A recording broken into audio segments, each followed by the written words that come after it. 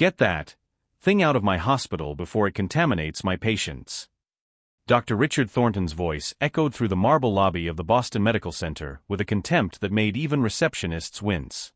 He was pointing at a black woman, approximately 55 years old, stooped, holding a white cane, with dark glasses covering eyes that hadn't seen for 12 years. Her worn coat hung loosely on an overly thin body, and shoes with separating soles left a trail of dirty water on the spotless floor. But it wasn't Grace Washington's appearance that stopped the entire hallway. It was what she had said 30 seconds earlier, loud enough for everyone to hear. "Let me try to make your son walk." Dr. Thornton, 52, head of pediatric neurosurgery and heir to a fortune built over 4 generations of distinguished doctors, looked at her as if he had heard blasphemy. "Security. Now." "Please, doctor," Grace said, her voice hoarse but firm. "I know your boy, Thomas, is 8 years old and has never taken a step. I know you've tried everything. But let me show you what I've learned." A deadly silence fell over the lobby. How did a blind beggar know his son's name and condition? Thomas Thornton, sitting in a customized wheelchair that cost $45,000, observed the woman with a curiosity that a child rarely demonstrated. Born with severe cerebral palsy according to all diagnoses, he had spent 8 years as living proof of cruel irony, the son of a renowned neurosurgeon condemned to a wheelchair despite all the money and expertise in the world. "How dare you," Dr. Thornton hissed, descending the stairs towards Grace, "enter my hospital and speak about my son." "It's not about daring," Grace responded calmly. "It's about knowing. And I know, doctor. I know more about Thomas than you imagine." 2 security guards were already approaching when something extraordinary happened. Thomas raised his hand, a movement he rarely made, and spoke his first clear word in 3 months. "Wait." Dr. Thornton froze. His wife, Victoria Thornton, 48, rushed down the stairs. "Richard, what is going on?" "Nothing," he answered quickly.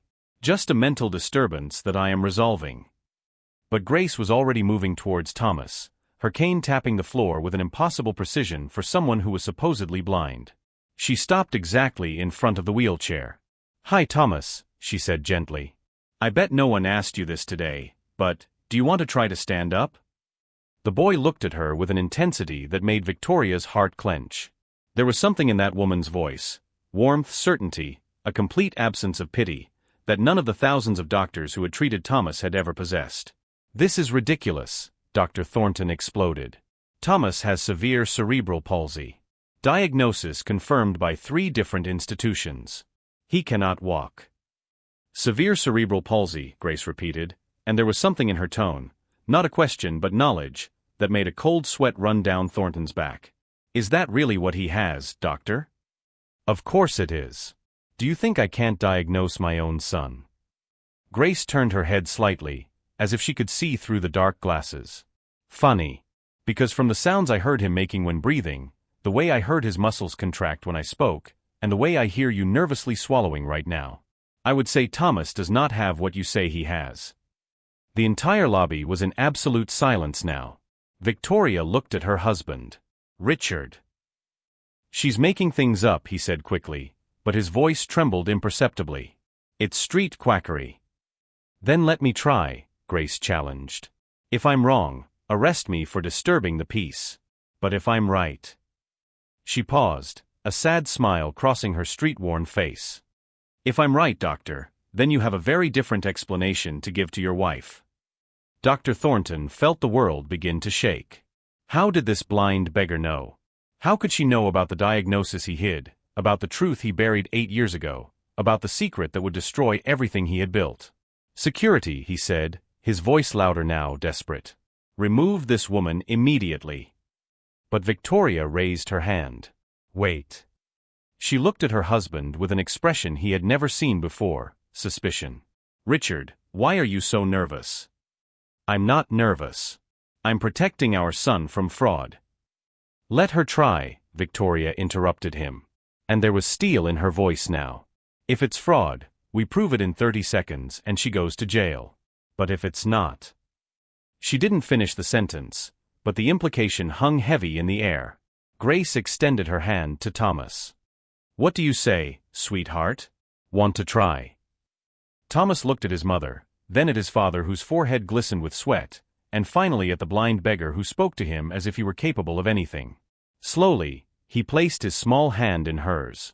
And that's when Grace said something that made Dr. Thornton's blood run completely cold. "Dr. Thornton, before we begin, do you want to tell your wife about the 2015 MRI you hid?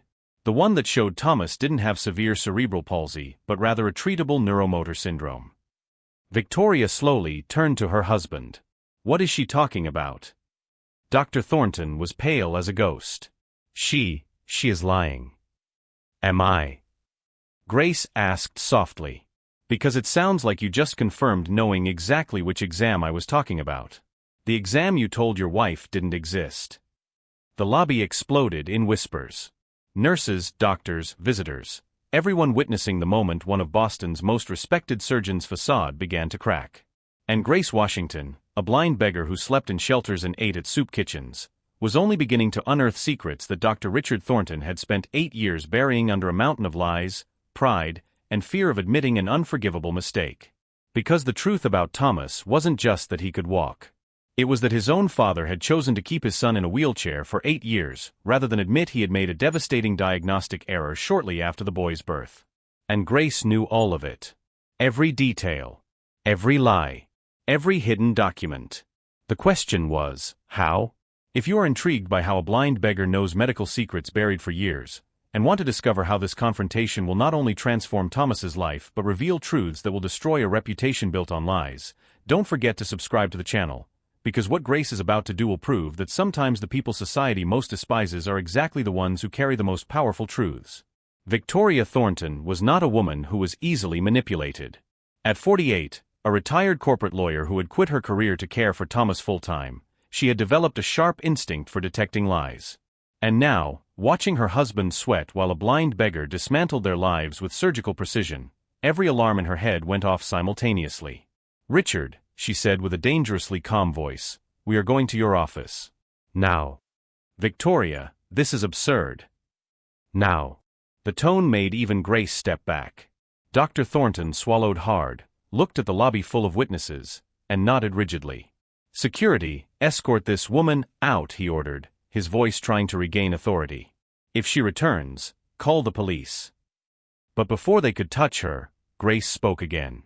"Dr. Thornton, before you go, don't you want to know why your husband refused to perform a control MRI when Thomas was 6 months old?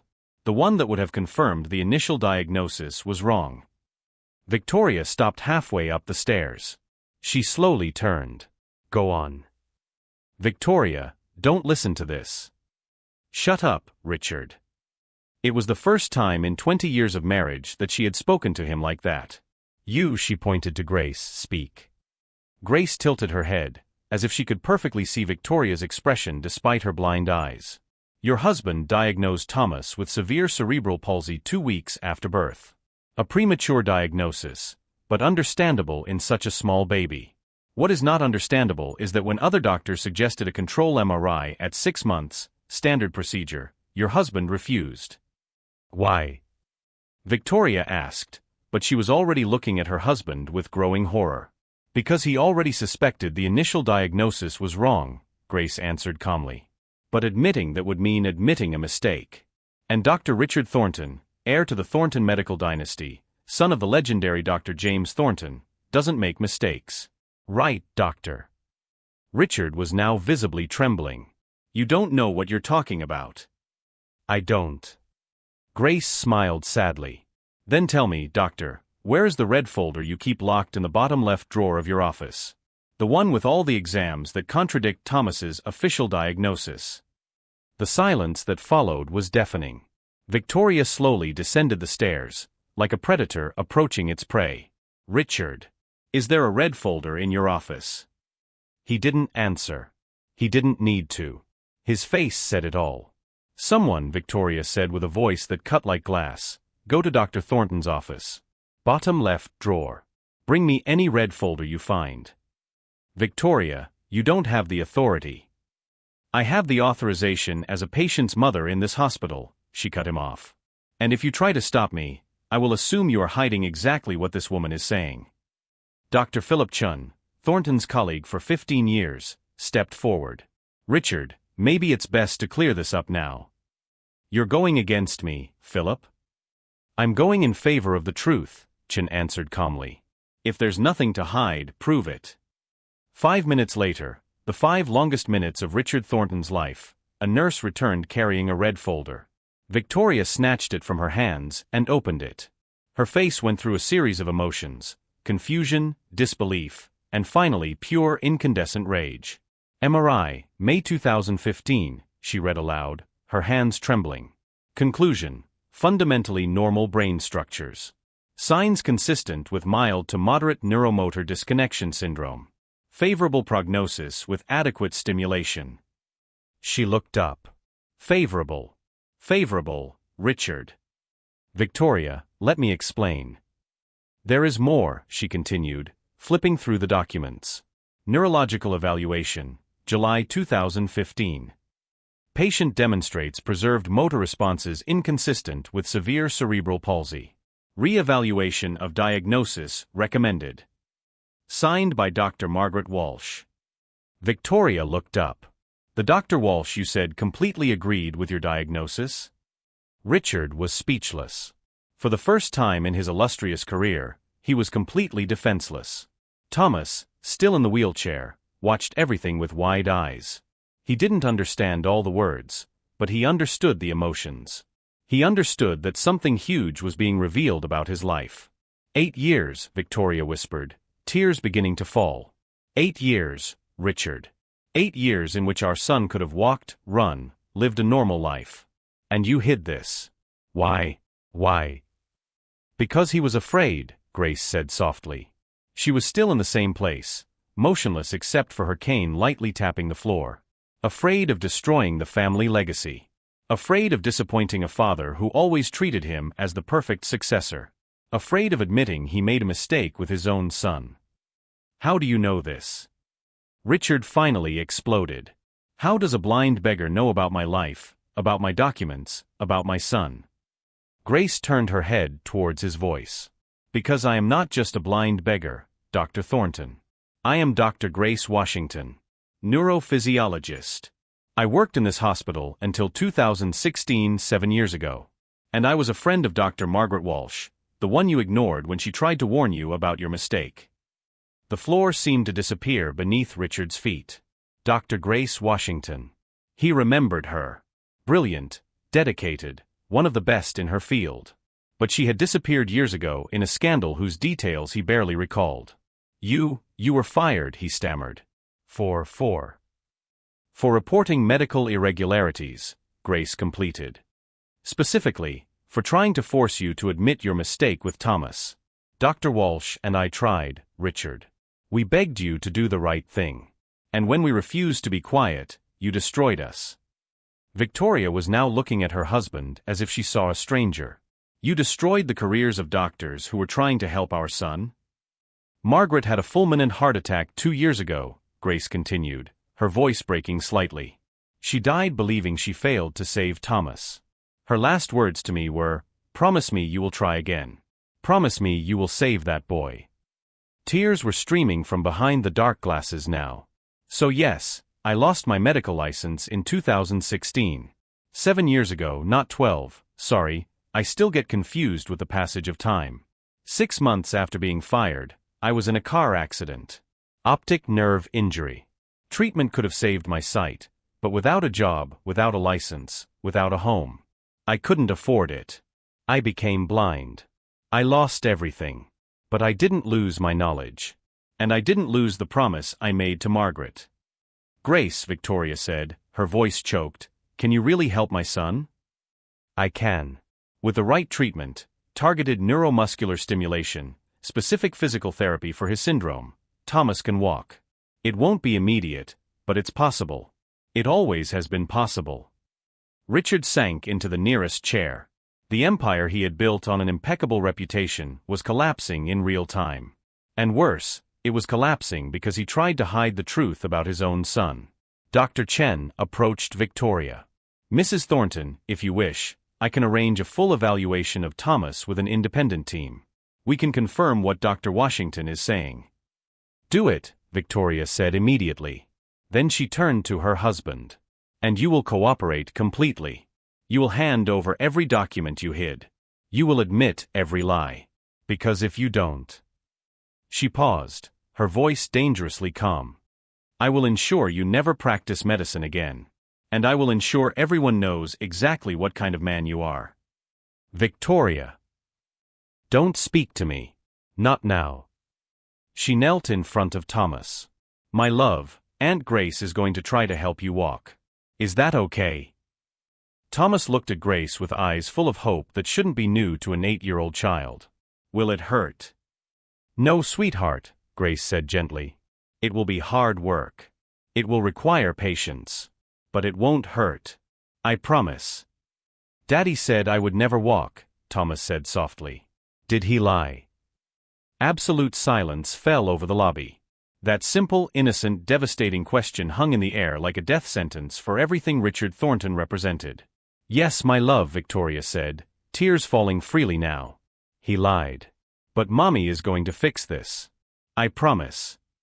Grace extended her hand to Thomas again. Ready to try? But before Thomas could answer, Richard abruptly stood up from the chair.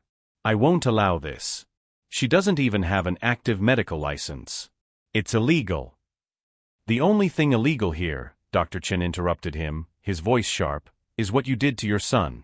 And rest assured, Richard, the ethics committee will hear about every document in that folder. Richard looked around the lobby. Colleagues who once respected him now looked at him with disgust. Nurses whispered among themselves. Patients watched his downfall in real time. And at the center of it all, the blind beggar he had scorned was about to do what he had spent 8 years saying was impossible. About to prove that his son could have had a completely different life if his father had the courage to admit a single mistake. Grace slowly knelt in front of Thomas, her expert hands finding the boy's legs with a precision that defied blindness. Thomas, I'm going to touch a few spots on your legs. It will feel strange, but I want you to try to feel your muscles responding. Can you do that? Thomas nodded, fascinated. And as Grace began the demonstration that would change everything, Richard Thornton realized something terrifying. He wasn't just losing his reputation or career. He was losing his family too. In the 3 days following the confrontation in the lobby, Boston Medical Center transformed into a silent battlefield. Richard Thornton had tried to use every connection he had to stop what he called a medical circus, but Victoria had blocked his every move with the fierceness of a mother who had discovered she had been deceived for 8 years. Grace Washington now had a private room in the hospital, an irony not lost on anyone that she had returned as a guest to the place from which she had been expelled as a pariah.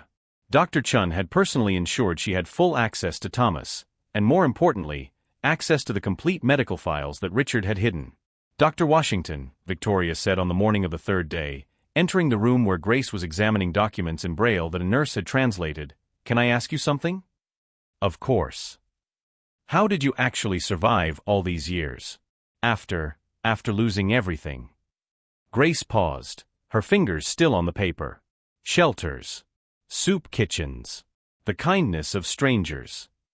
She smiled bitterly. Funny how fast we fall when the system decides we're no longer useful, isn't it?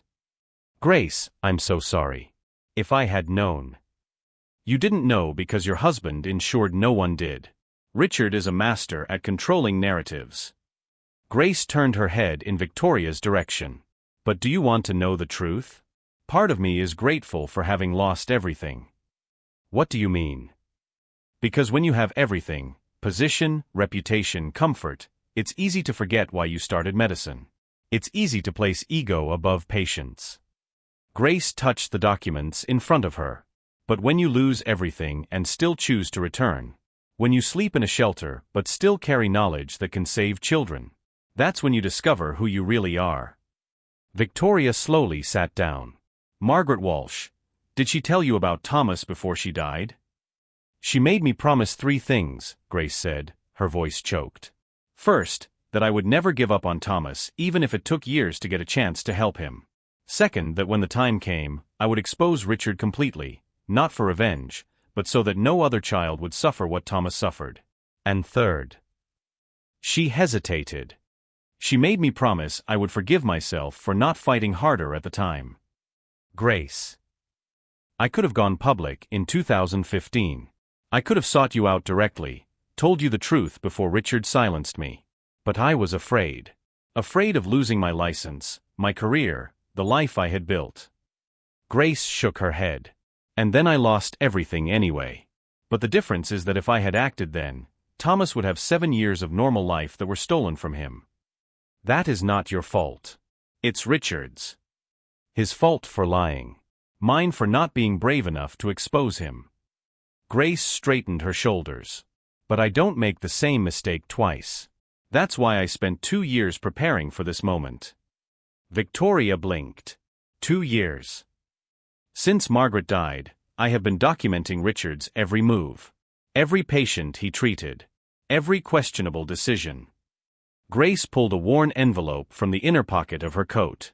I have testimonials from 5 families where Richard prioritized reputation over proper care. I have correspondence proving he knew about the mistake with Thomas. And I have. She hesitated. I have a recording of the last conversation I had with Margaret before she died, where she details exactly how Richard threatened her if she revealed the truth. Victoria took the envelope with trembling hands. Why didn't you take this to the authorities immediately? Because I needed the right moment. I needed witnesses. I needed you. Grace turned to where she knew Victoria was sitting. Richard is powerful. He has an influential family, loyal colleagues, infinite resources.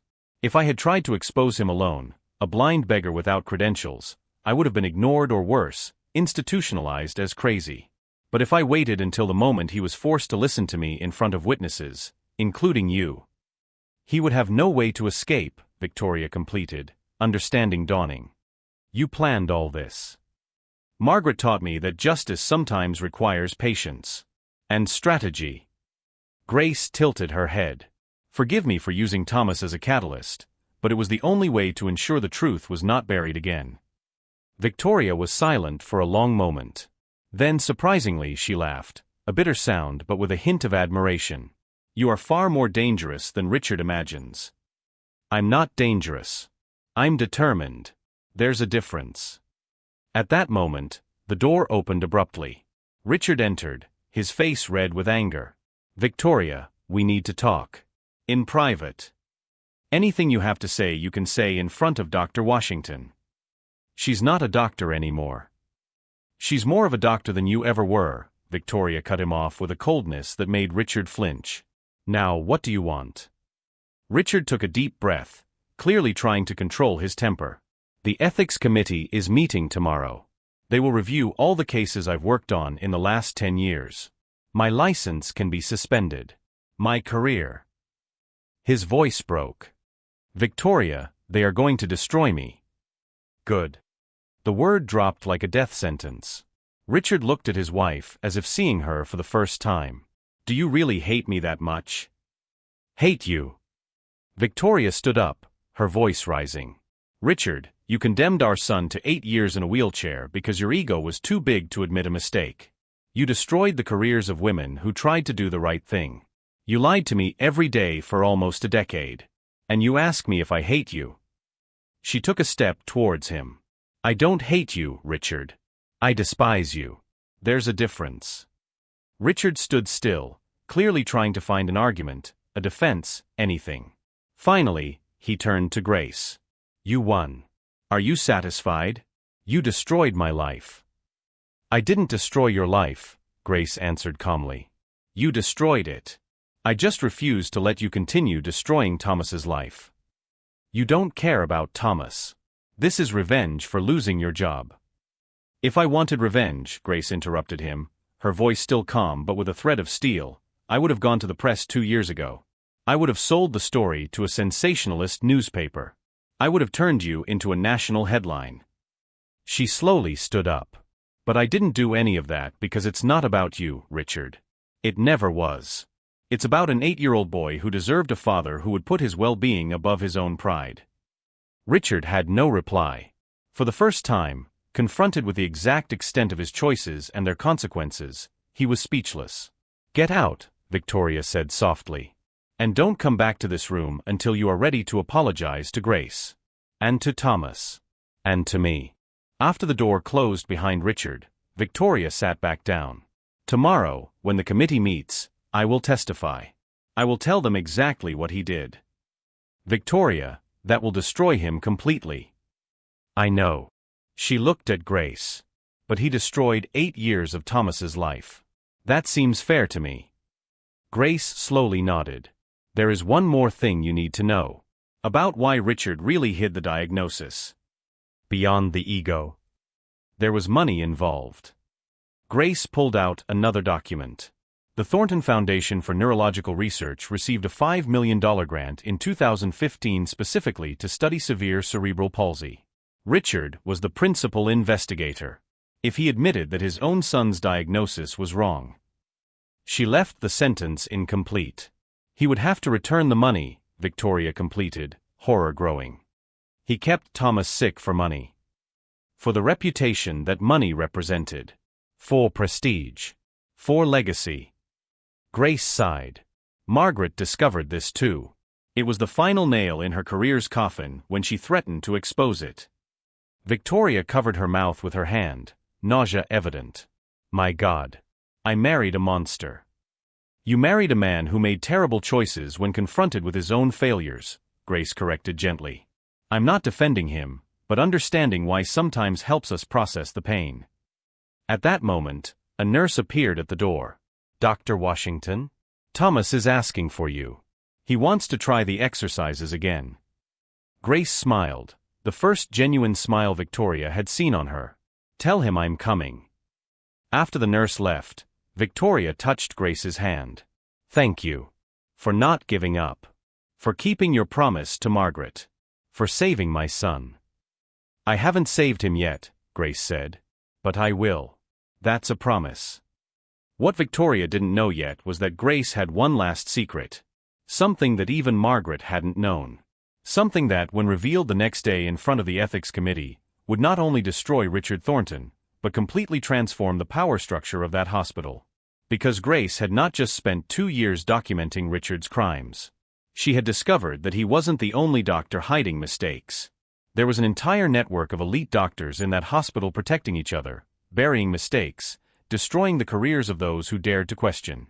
And tomorrow, with Victoria by her side and evidence in hand, Grace would not just expose Richard. She would bring down the entire system. The ethics committee meeting room on the 5th floor was packed. 15 members seated at the main table, plus 40 observers, doctors, administrators, even 2 reporters who had gained access through an anonymous leak. Richard Thornton was sitting alone in a chair in the center of the room, isolated like a defendant on trial. And in the chair next to him, at Victoria's insistence, was Thomas. The boy watched everything with wide eyes, still not fully understanding why his father was being judged. Dr. Helen Morrison, the committee chair at 67, banged her gavel. We are convened to review serious charges against Dr. Richard Thornton. Dr. Washington, can you present your evidence?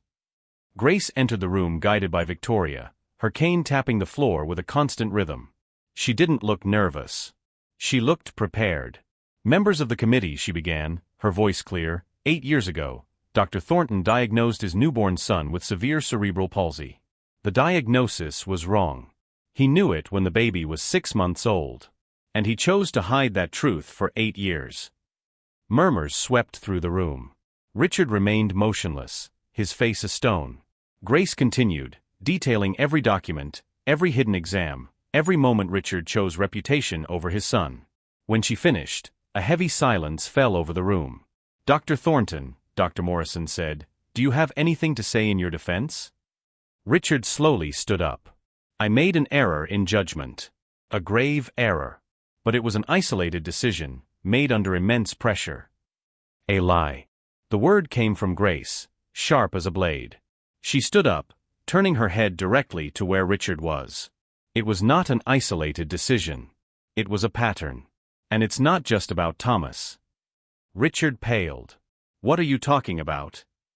Grace pulled a thick envelope from her pocket. Over the last 2 years, I have investigated not only your case, but all the cases of children you treated in the last 10 years. And I discovered something interesting. She paused dramatically. 15 families. 15 children you wrongly diagnosed with severe conditions when they had treatable conditions. The room exploded in exclamations. Dr. Morrison banged her gavel repeatedly. Order. Order. You're making this up, Richard hissed. You have no way to prove. But I do. Grace opened the envelope. Patterson family, 2014. You diagnosed severe cerebral palsy. The child actually had a mild motor delay. Chin family, 2016. The same pattern. Rodriguez family, 2017. Johnson family, 2018. She continued, name after name, case after case. Each of these families, Grace said, her voice rising, received devastating diagnoses from you. And each of these families had something in common. They were minorities, immigrants, or low-income families. Families you knew would not have the resources to question the diagnosis of a renowned doctor. Victoria covered her mouth with her hand, absolute horror on her face. Richard, is this true? These are complex cases, he tried to defend. Diagnoses are difficult. But not for Dr. Alexander Stone, Grace interrupted him. A brilliant pediatric neurologist who worked here from 2013 to 2018. He questioned your diagnoses on 7 different occasions. He suggested second opinions. He recommended re-evaluations. She paused. And you orchestrated his dismissal in 2018 for professional incompetence. Dr. Morrison flipped through documents frantically. Is this documented? Completely. I have emails, internal memos, and the recorded testimony of Dr. Stone himself before he left the country to work in Sweden. Grace turned to the audience. Dr. Stone is here today. Connected via video conference from Stockholm. If the committee allows, he can testify. Absolutely, Dr. Morrison said immediately. A large screen on the wall lit up showing a man about 45, with graying hair, a serious look. Dr. Stone, can you tell us about your experiences with Dr. Thornton? For the next 20 minutes, Dr. Stone detailed Richard's systematic pattern of wrongly diagnosing cases, refusing second opinions, and destroying the careers of those who questioned him. His voice was calm, but his testimony was devastating. Why didn't you report it at the time? Dr. Morrison asked. I did, Dr. Stone replied bitterly. To this very committee in 2018. And I was ignored. Because Dr. Thornton had powerful allies protecting him. Dead silence. Dr. Morrison looked at the other committee members, many of whom averted their gaze. Allies, Grace said softly, who also had mistakes to hide. Doctors who knew that if Richard fell, investigations could reveal their own mistakes. She pulled out another document. Like Dr. James Peterson, who is on this committee, and who in 2017 wrongly diagnosed a child with severe autism when the child only had partial deafness. Dr. Peterson, sitting at the committee table, turned white as a sheet. That is. Documented, Grace completed. With emails from you to Richard discussing how to protect each other from unnecessary questioning. The room erupted in chaos. Reporters wrote furiously. Doctors yelled. Dr. Morrison banged her gavel to no effect. Victoria looked at her husband with a mixture of horror and disgust. How many, Richard? How many children did you destroy? I didn't destroy. How many? Richard sank into the chair, his face in his hands. I don't know. I didn't count. His voice broke. I was trying to maintain a standard. The Thornton family never makes mistakes. Father always said that. Thorntons don't make mistakes.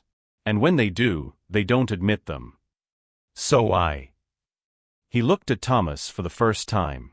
I'm sorry. I'm truly sorry. Thomas merely looked at his father with an expression no 8-year-old child should have, the understanding that the person who supposedly loved him most in the world had sacrificed him for pride. There's more, Grace said, and there was weight in her voice now. Richard wasn't just negligent. He was malicious. She pulled out the last document. When Dr. Stone tried to go public in 2018, Richard used his family's connections to ensure no hospital in America would hire him, effectively destroying the career of a brilliant doctor for daring to speak the truth. Like Dr. Margaret Walsh, Victoria said, tears streaming. Like you. Like me, Grace confirmed. And like 6 other doctors, nurses, and therapists who questioned Richard over the years. All destroyed.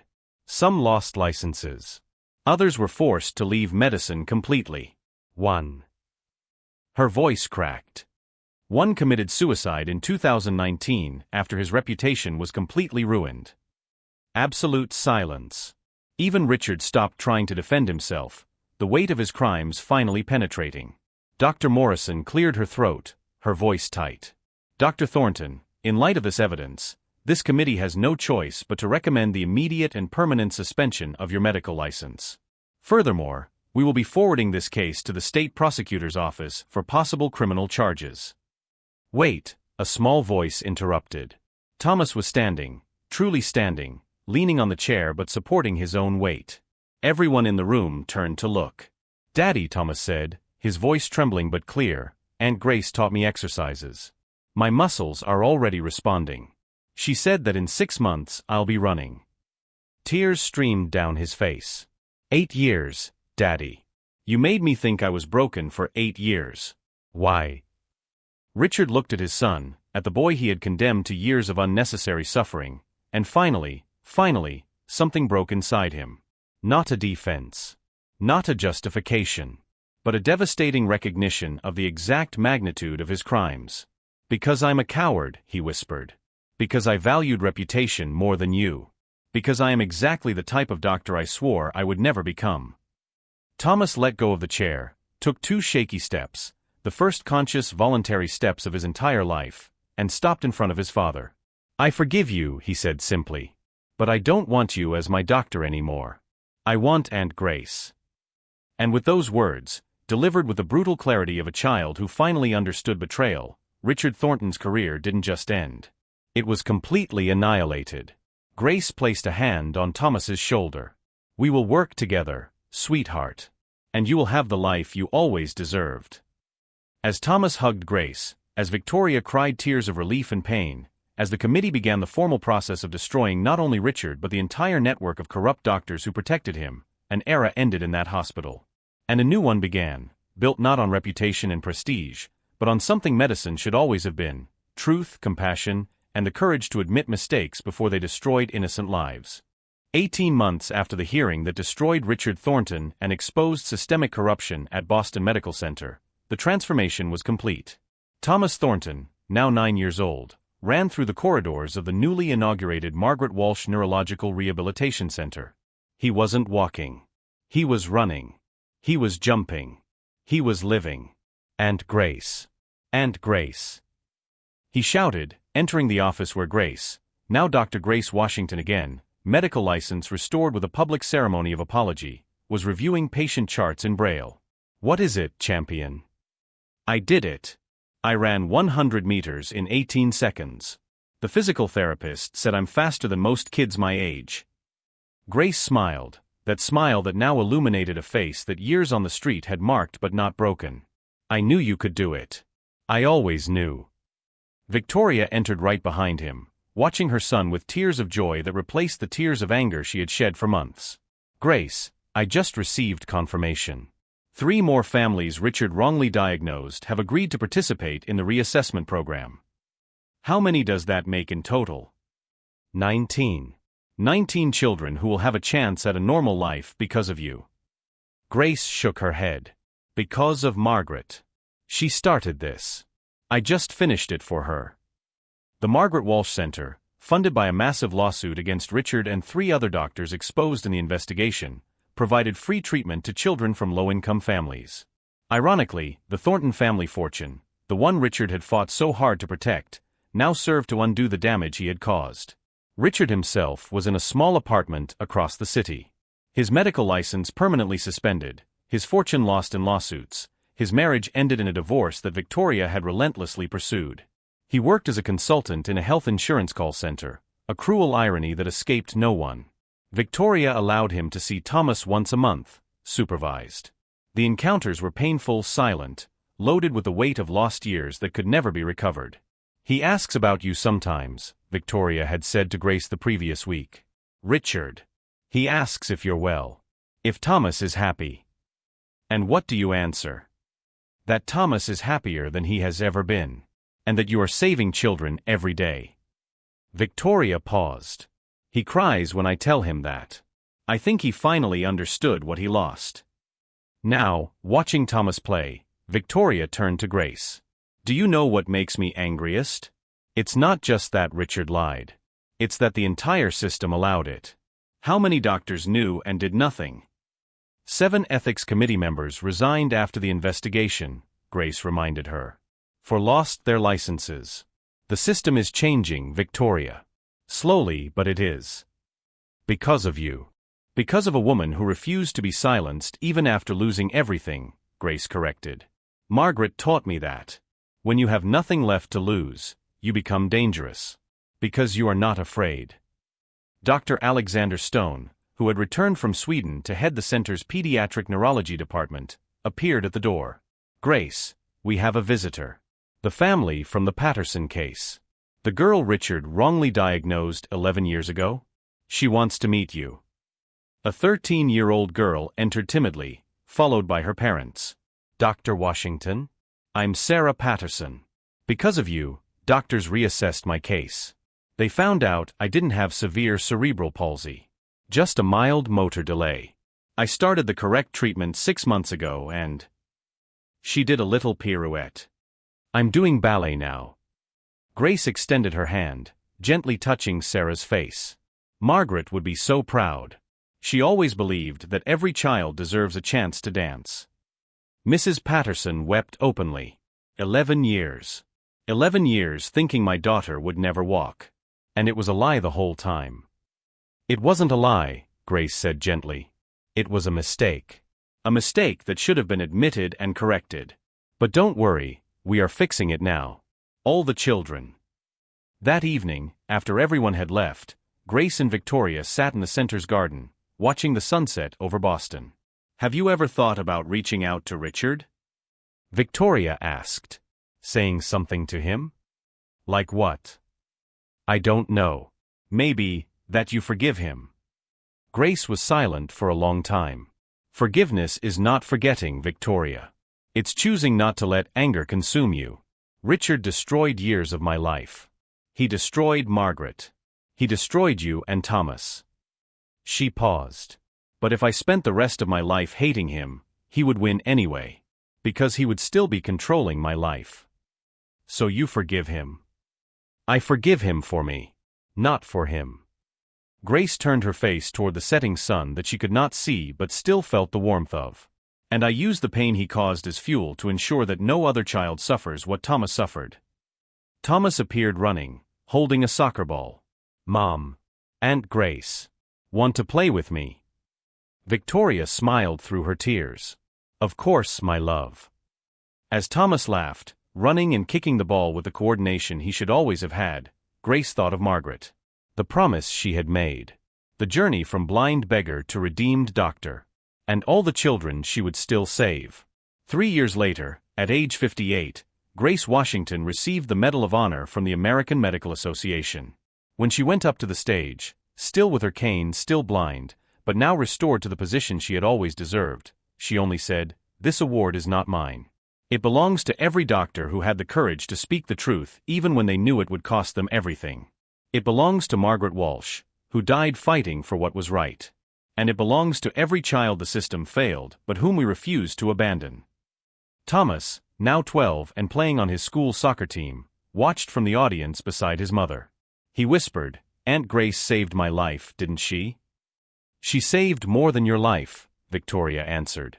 "She taught us that true strength doesn't come from never making a mistake. It comes from having the courage to admit when we are wrong and doing what is necessary to fix it." Richard watched the ceremony on TV in his small apartment. When Grace finished her speech, he turned off the TV and looked at the single photo he kept, Thomas at 2 years old, smiling in the wheelchair he should never have needed. "I'm sorry," he whispered to the photo. "I'm truly sorry." But apologies whispered to a blank wall did not undo 8 years of lies. They did not return destroyed careers. They did not resurrect Margaret Walsh. Only actions could do that. And Richard Thornton, for the first time in his life, did not have the power to act. As Grace held the medal, she thought of the question a reporter had asked, "What would you say to people who lost everything for doing what is right?" "I would say," she had answered, "that sometimes losing everything is the only way to discover what truly matters." Reputation, money, position, all of that can be taken away. But integrity? The courage to do what is right? No one can steal that unless you surrender it. If you believe that the truth always deserves to be told even when it costs everything, that dignity does not depend on social position, and that sometimes the people the world most despises carry the most powerful lessons, don't forget to subscribe to the channel. Because Grace's story teaches us that true revenge against injustice is not anger or resentment. It is the silent success that transforms lives and proves that greatness has nothing to do with titles on the wall, but everything to do with the courage to stand up when it would be easier to remain fallen. Richard Thornton lost everything trying to protect a reputation. Grace Washington lost everything fighting for the truth. But only one of them found something much more valuable on the other side of loss: purpose, redemption, and a legacy that would save generations. And in the end, that was the difference between one who built an empire on lies and one who built a movement on unshakable truth.